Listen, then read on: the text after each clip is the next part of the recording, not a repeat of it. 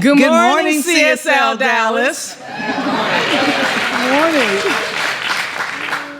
Uh-oh. Here we go. All right, go. You tell we have a lot of fun. It's a pleasure to be here this morning and just to say good morning and to share with you our own testimonies about all of CSL Dallas and the AIDS campaign and what it means to us. So the reason I give really is because I've been blessed with so much. The reason I give to CSL Dallas is because there's some phenomenal people here. There's an amazing energy. I mean, we sang that song, I Need You. I mean, I could feel the energy. Could you? I mean, we are in touch with one another, and that's why we give. I could give to any organization and not see the benefit, but when I give here, I get to see it. I get to witness it. And it's all about growth and sustainability. So my testimony is really the testimony that you saw, just as I did from last year, right? So we made a commitment, we signed the pledges, we moved forward, and the next thing you know, we've got teachers that have been hired full-time.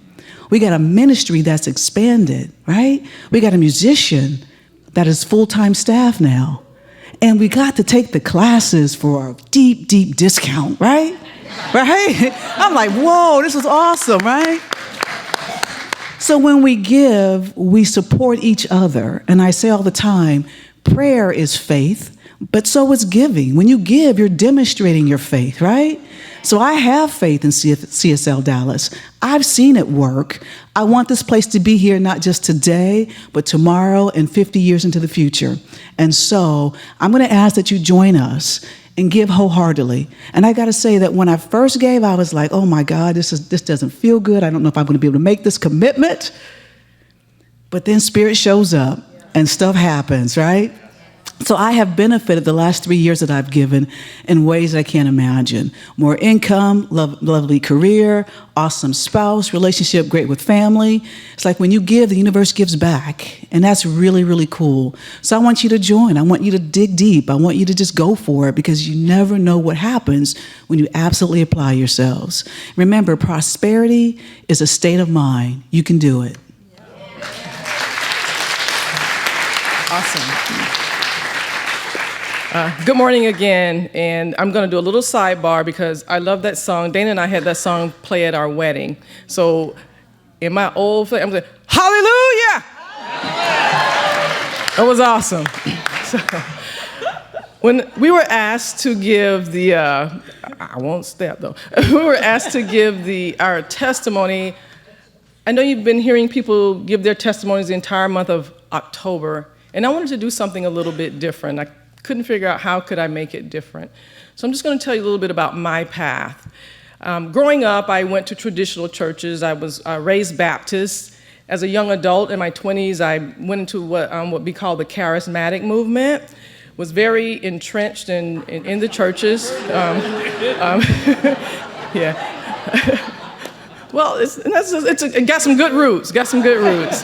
I actually was an associate minister at a church for a while, and nevertheless, it wasn't a good experience for me. I never felt comfortable. I never felt good enough. I was always striving to please God, particularly dealing with my sexuality. I fasted, prayed, fasted, got married to a guy for a short period of time. None of it worked. I mean, I did everything I knew to do that I thought I was doing to please God. And one day I was like, you know what, God? I'm tired. I can't do this anymore. I'm willing to go to hell. I just can't do it anymore. So, and you know what? Y'all laugh at that part, but I'm dead serious. I was not laughing that day. But I had it up to here, and I just didn't know what else to do. And beyond that, I still continued to attend the church, honestly, because I didn't know what else to do. But I was like, I'm done, God, you got to do something. And I was actually in a state of worship, praise and worship. And I heard the Spirit say to me, how can you preach freedom if you're not free? Absolutely. So after that, I actually went to the minister, told him a whole lot about myself, and I turned in. I stopped ministering. I stopped preaching. I was over the youth ministry. I gave all that up because I didn't want to go against what, the leadership at the church. So at that point, I began a long and meandering journey to this place, and it's been great. So for me, CSL has become my sanctuary. And I looked up the definition of sanctuary, and sanctuary is a holy place, a place for spiritual worship, but one of the definitions is refuge. CSL has been my refuge. This is the place where I got to come and show up fully as me. No expectations, no judgments. If I wear jeans, no, if I wear my hair, I could just be me. This is the place where I began to learn that all that stuff that I thought as a child was absolutely true. God is in me, showing up as me. I can be perfectly imperfect and accepted here. Our leadership, they show up and they love us perfectly imperfect. They don't get everything right, but they're doing their best to put on programs, to put on circles, all these things for us. So if I gave tithes faithfully, and it wasn't because I was scared of the church, but it was my relationship with God, though it was weird.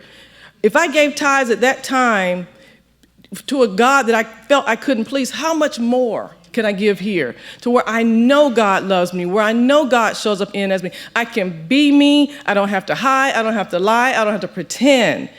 And so can you. So I urge you, I encourage you, I say, let's do it. Why? Because we want to support this place. This is the place when you walk through the doors. The day that we walked through the doors, I felt home. I felt home. So this is my refuge. It's my sanctuary. I hope it's the same for you. I love you guys. Thank you. And let's give. And one more time, our 2016 goal is $708,000 and 205 pledges and beyond. So today's Engage, Warp Speed Ahead, and so many of us have talked about how when we first come through these doors, we feel like we have found a home. I don't know about you, but I sat way back there in the Seattle Center, way in the back, and cried, right? And cried. That's why we have the Kleenex everywhere. And so we have to go through that process. Many of us, I know, you don't have to raise your hand. I know you've been through that process yourself. And then eventually you make your way forward, slowly but surely. You start sitting closer and closer to the front. You cry less, laugh more. It's really great. And then all of a sudden, it's time for your life to take off. At least that was my experience.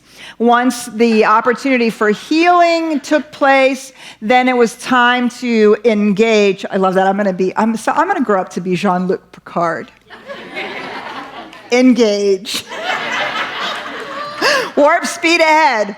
And so I'm going to talk about what I think is the single biggest thing that is absolutely the thing that puts the pedal to the metal in our lives and invites us into that place where we just blast out into the future. So we teach 5 spiritual practices here at CSLDallas, and this is the way in which we engage with our lives. And so these 5 spiritual practices build that framework within which we can move forward. We teach meditation and visioning as an opportunity to be present with the divine. We teach our spiritual mind treatment, affirmative prayer. That's our opportunity to communicate. We teach tithing and sacred service. These are our 5 spiritual practices that we teach over and over and over again for you to engage in your life in a way that is new and different than anything that you may have experienced in the past. Now, it's interesting as I think about these 5 spiritual practices, we like the word practice because it's something that we keep doing and doing and doing and doing over and over and over again in the hopes of getting better. But I'm going to suggest that these 5 spiritual practices are actually disciplines, 5 spiritual disciplines. That as we practice them, it's not so much that we eventually get so good that we don't have to do it anymore. It's that the practice turns into a way of life. It turns into a discipline that keeps us aligned with our spiritual truth and moving forward. So meditation is the discipline of connection. It is the discipline of our minds that allow us to see, I am not my thoughts, I am not my feelings, I am not my body. I am the individual expression of life itself, and I experience that oneness. Meditation is our discipline that helps us to feel connection. Visioning is the discipline of setting aside our egoic self so that we can feel the intuition and the impress of life itself. Spiritual mind treatment is the discipline of choosing.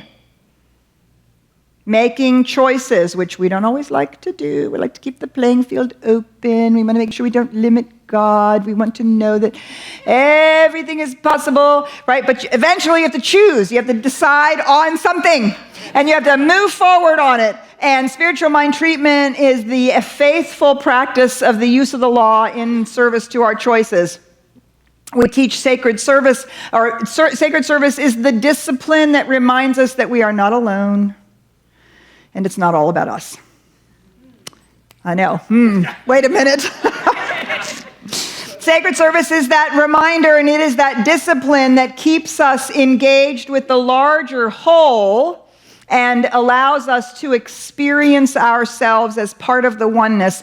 And tithing is the discipline of gratitude. Tithing is the discipline of gratitude.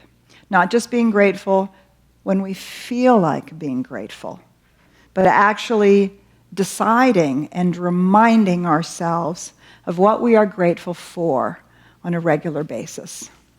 Now, these 5 spiritual disciplines, they provide a path upon which we can walk in our lives. It's one of the ways that we can think about these disciplines, that they move us forward through our lives, or we might think of them as practices that we stack up in our lives so that as we build this whole discipline system, we are truly and fully engaged in our lives. Meditation, visioning, and spiritual mind treatment gave me a powerful opportunity to engage in my life, in my own personal healing, in my own personal growth, in my personal choices. It was a powerful opportunity. Sacred service reminded me and gave me an opportunity to be engaged with others in a way that I had never been engaged before. And then there's tithing. The discipline we like to talk about the least. Well, actually, I love to talk about it. The discipline that most people like hearing about the least.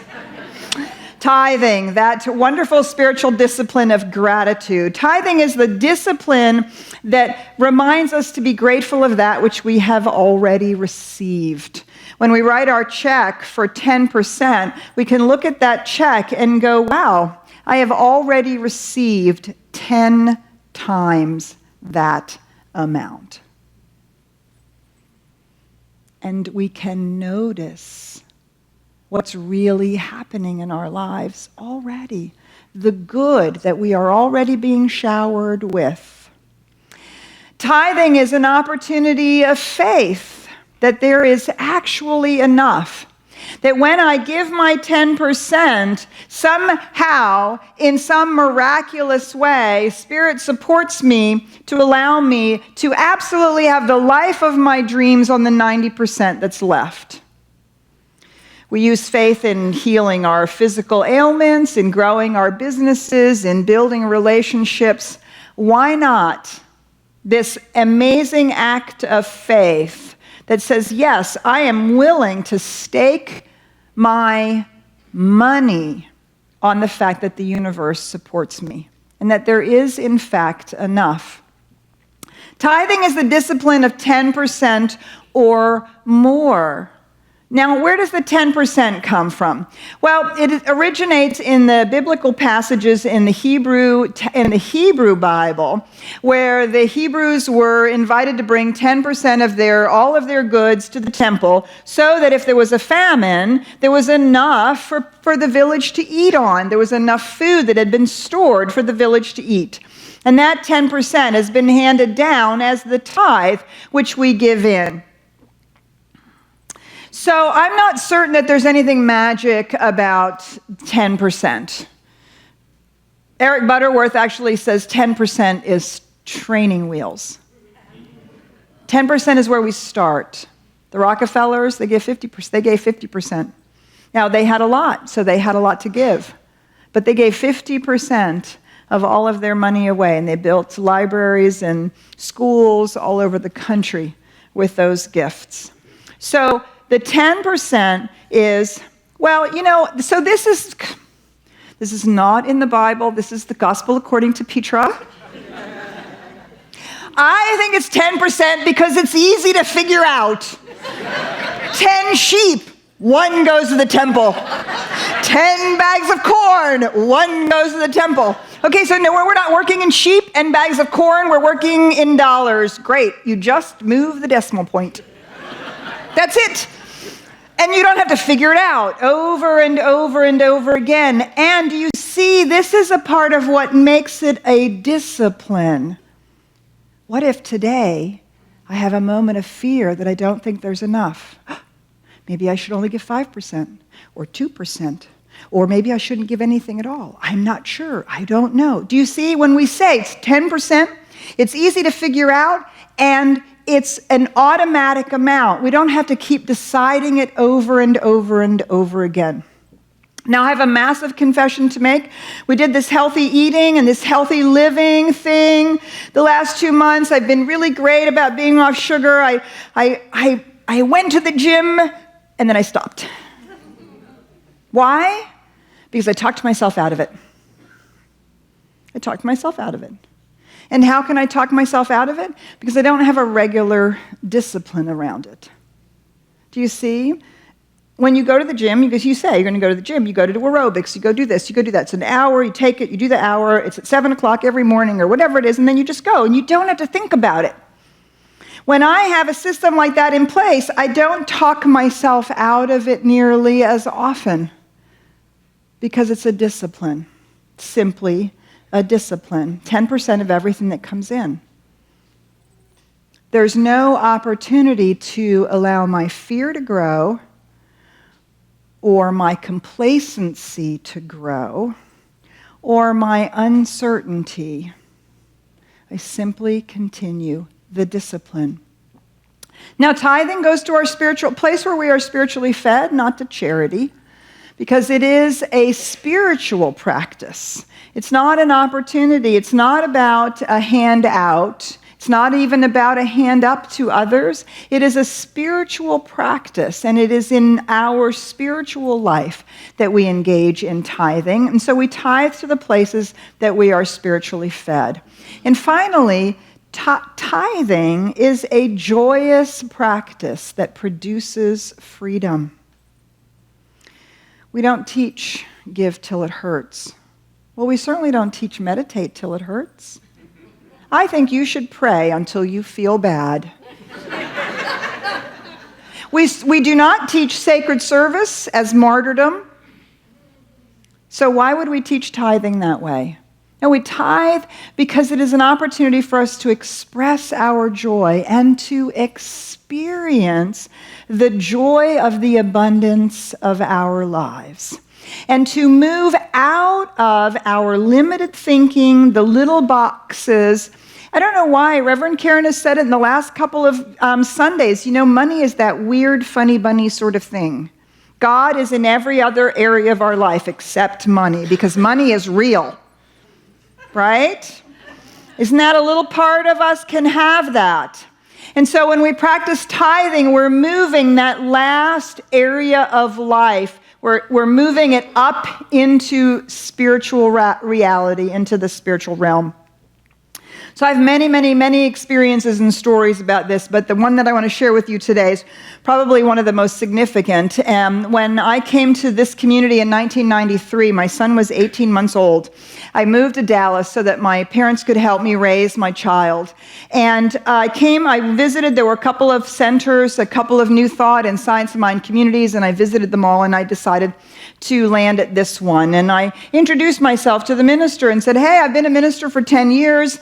I'd love to hang my hat here. I have a child at home. Maybe I'll teach once a year, and I'll speak a few times when you need to go on vacation. I'll be around, but I don't want to do ministry because I'm raising my son.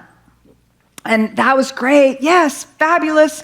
2 months later, he was released from ministry at this community. And our national organization and the Board of Trustees looked around and they said, oh, Reverend Petra's there.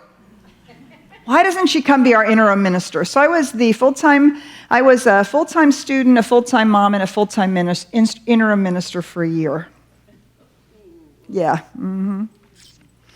And when he left, he took 80 of the 100 people that normally came on the Sunday morning. He took 80 to 100 people and went elsewhere. And so he left the community with 20 people and $50,000 in debt. Could potentially have been one of the reasons why he was asked to move on.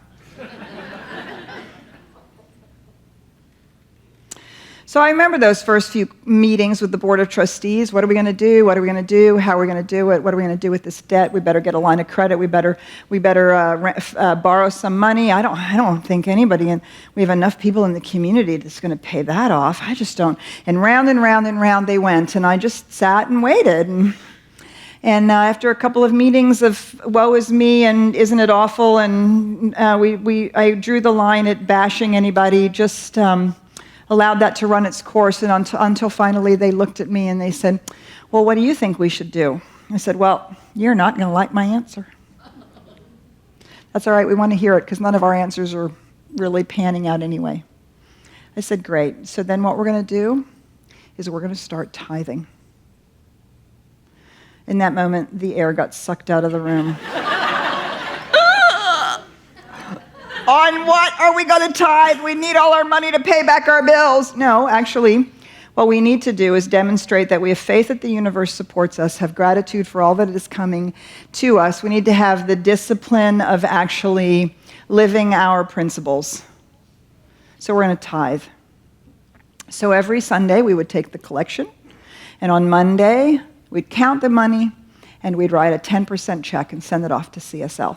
Center for Spiritual Living, because that's where we're spiritually fed. As a community, we're primarily spiritually fed from our international organization. It licenses the ministers, licenses the practitioners, gives us all of our education material, supports us and teaches us and helps us in growing a community, and we have the great good fortune of being a part with colleagues and members all over the world. And so we tithe back to that international organization in support of its vision, just as you tithe here. So we started writing that check right off the top, 10% to CSL. We paid off our debt in less than 6 months.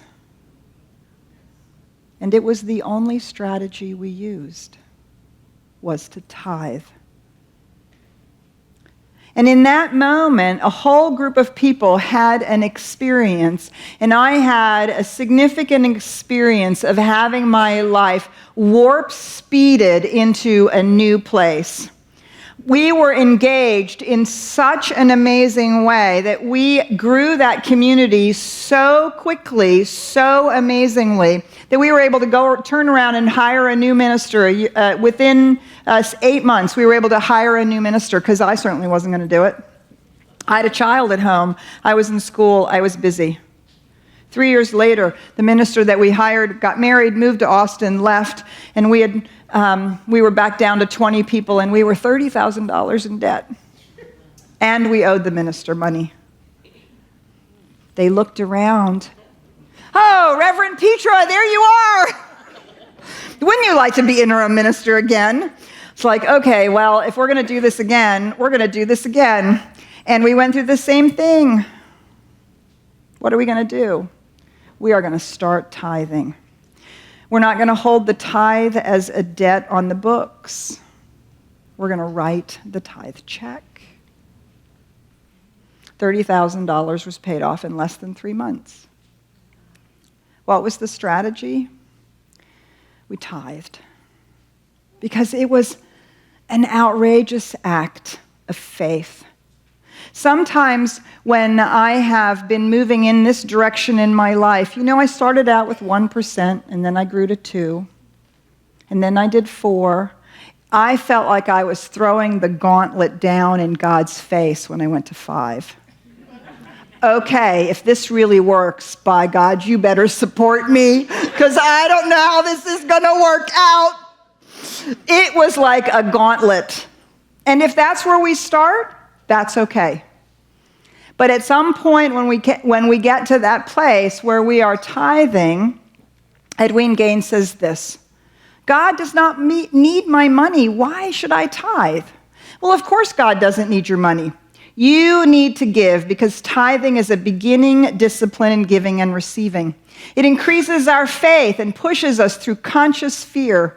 When we tithe, we give back to the universe. And when the universe gives back to us and more, we learn that we cannot outgive God. Yeah. Now, we would be remiss if we didn't teach you all 5 spiritual practices. And to really invite you into the spiritual practice, I believe that tithing is the final chink in our spiritual life that propels us out of healing our lives and fixing things into becoming and expressing and being the fullness of who we came here to be on this planet. So we ask the question, tithe and pledge, what's the difference? Or why do we talk about these two things? Your tithe is a spiritual practice. Your tithe is between you and God. It is between you and your understanding of your spiritual discipline. We teach ourselves how to engage in this spiritual discipline. Your pledge is your commitment or promise to CSLDallas, that we can count on that this coming year, you're going to give us this much money, and we're going to spend no more than that.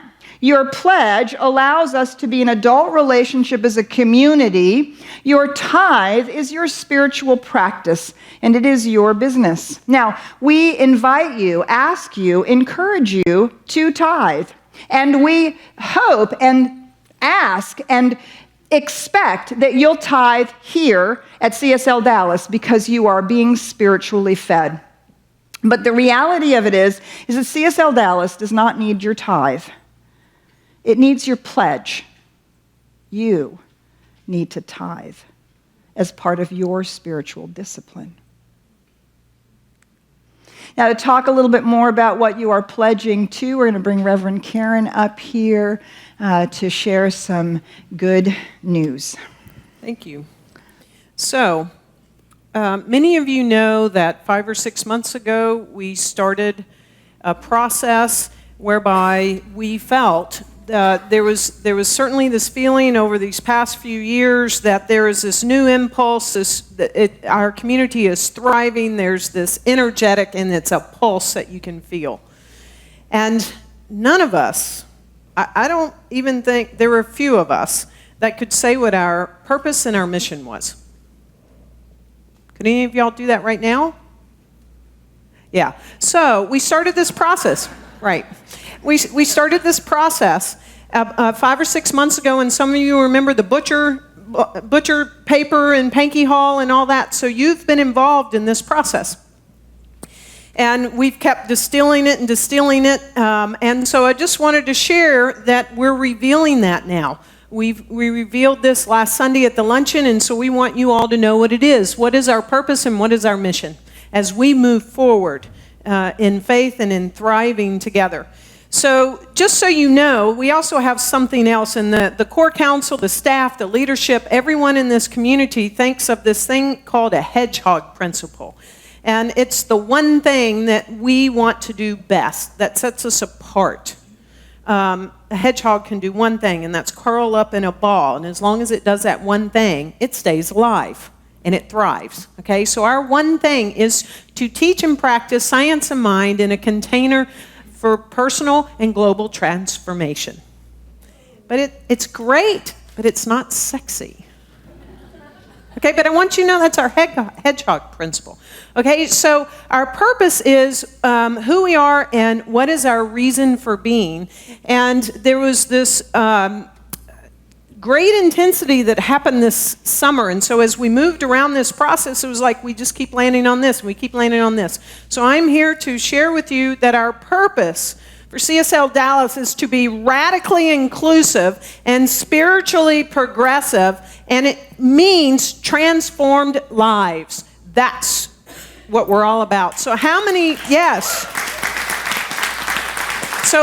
people here has had their life transformed by being in this community, right? And so that's what we're all about. That's our purpose for being. Now, it's easy to remember, right? There's energy to it. So I want you to say it with me, because our purpose is to be radically inclusive, spiritually progressive, transformed lives. Wow. I bet you'll have it by next week. So there's a mission as well, and that is, what is ours to do? So our purpose is, what are we to be? Our mission is, what is ours to do? And there's 6 areas that we are to focus on and ours to do. The first one is we are to be a loving, supportive community that celebrates diversity. Teach and practice authentic spiritual living in the science of mind. So our doing is to teach and practice, to provide sacred celebrations that uplift our spirit and deepen our soul. And that's what we do here on Sundays and during our rituals and all of that. To ignite self-expression and experience meaningful contribution. So as we come into this community and understand, and like Raven said, and able to fully be ourselves, fully, and not hide anything, and that we are self-expressed, then we can contribute more in the world. We are able to contribute in meaningful ways. To demonstrate active compassion to ourselves, to each other, and the world. And to intentionally promote our community and teachings so that more people can have transformed lives. So what do you think? Yes. So this is, imagine that this is the net that's been cast in front of us, and we're moving in that direction, right? We have faith that this is where we're moving, albeit our purpose and our mission, and that we're moving right behind us. I mean, just that process alone speaks of the faith and the consciousness and the prayers. No one's being moved that we would find that perfect outcome. And so thank goodness it took 2 years so we could be right here, all together in one big cluster, one big family, and that they would make an exception and give us the sign and top billing, right? And so this is the time where we all get to, this is the only time of the year. If you're new in this community, this moment's not for you. But for those of us who call CSLDallas our home, and this is our community, and this is where we are fed, and we can share in all the ways that we are experiencing that, this is the only time of the year we ask for you to make a pledge. It's that adult relationship that Petra talked about. And we have zero debt, and we are disciplined to put money in the bank every single month because of your generosity.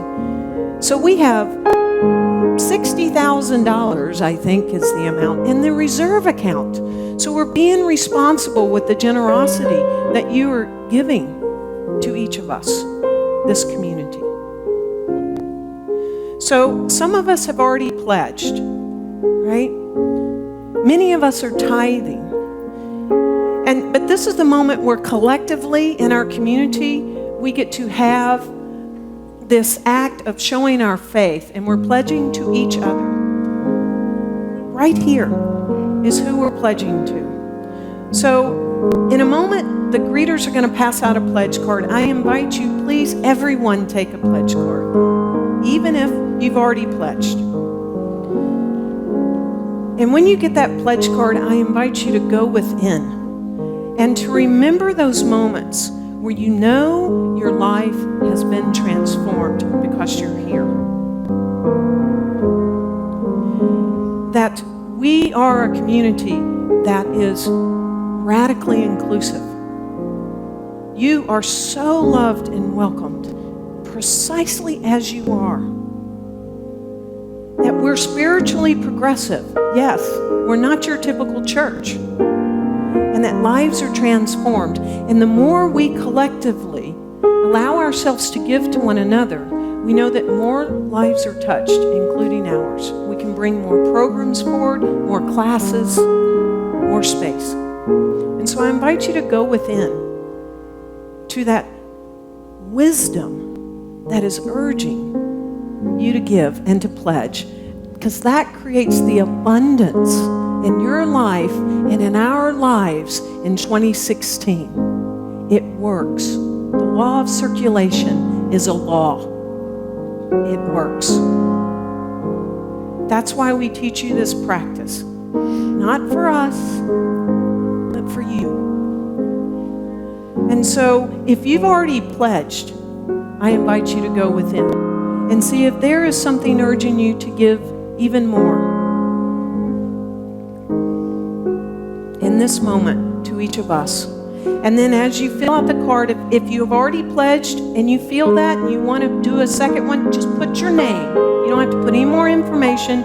Just put your name and the amount and write the word final. And then we know to look to replace it with your previous ones. We are going to go so far beyond this $708,000. I know that 2016 is the year that this community busts through $1 million for our budget. For this is not the only revenue source, but it is the dominant source of the giving of this community. We have classes and rentals and bookstore, but this is the chunk. So just go ahead and pass out the pledge cards. And I want to tell you one more fact. That it actually cost about $55 per person per week for us to have these experiences together.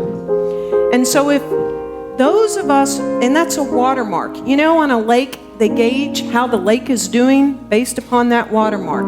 That's our watermark. And for those of us who are below that watermark, if we were to move closer to the $55 a week, there are many of us that are way above that watermark. And it's all good.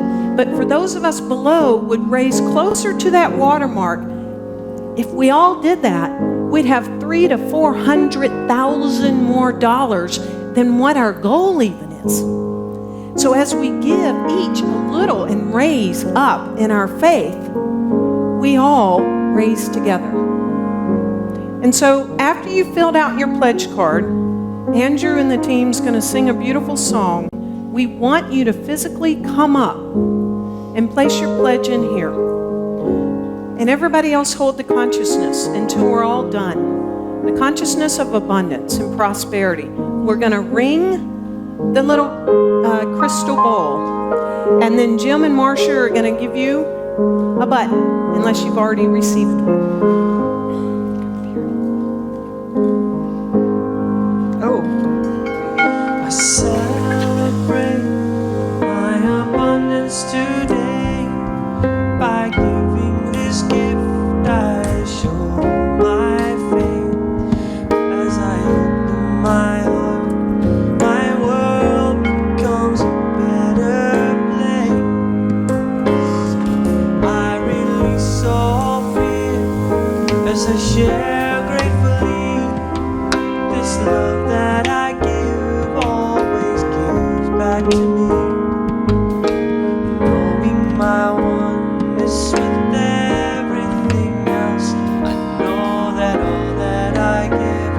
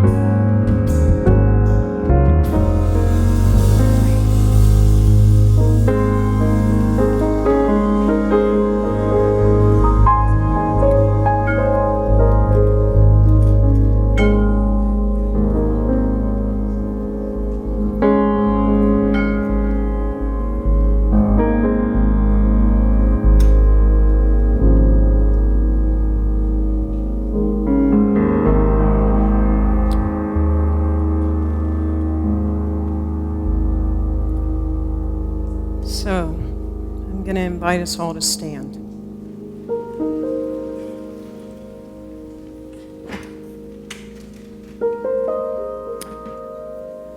So grateful for this demonstration of the generosity and the givingness of life. So grateful for the love of each and every one of us in this room, this community, and how we lift each other up and we support each other, we love each other, and we truly are a community. And so we bless these pledges. We bless the givers of the pledges. We know that every life is touched by this generosity, by this givingness. Every single life, every life within the family, and it just spreads out to everybody that we know. For we have come here to live an abundant life in all areas, in all aspects, and this is the demonstration of how we are living abundantly through faith.